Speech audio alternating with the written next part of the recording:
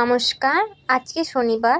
আজকে আমি দুপুর থেকে কি করি সেটাই তোমাদের সঙ্গে শেয়ার করব। এই পটলগুলো অনেক দিনের পাকা পটলগুলো বেছে নিয়েছি। সমস্ত সবজি দিয়ে আজকে একটা চচ্চড়ি বানাবো আর চিংড়ি মাছের ঝোল বানাবো।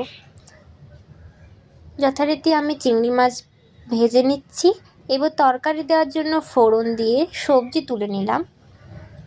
সবজিটা খুব ভালোভাবে ভাজা হয়ে গেলে অবশ্যই হলুদ এবং নুন অ্যাড করব। সবজিটা ভাজা হয়ে গেলে সর্ষে বাটা দেব এবং তার সঙ্গে অ্যাড করব জল এবং তরকারির মাপে পরিমাণ মতো নুন দিয়ে দেব। এরপর এটাকে চাপা দিয়ে সেদ্ধ হতে সময় দেব। সেদ্ধ হয়ে গেলে ভালোভাবে একটু নাড়ানাড়ি করে তরকারিটাকে কমপ্লিট করব। আর একটা যেটা তরকারি, চিংড়ি মাছের তরকারি, মশলা কষিয়ে একে একে সেদ্ধ আলু চিংড়ি মাছ দিয়ে রান্নাটা কমপ্লিট করব। আজকের মেনুতে আছে ভাত, সবজির তরকারি আর চিংড়ি মাছের তরকারি। তোমাদের কেমন লাগলো অবশ্যই জানিও।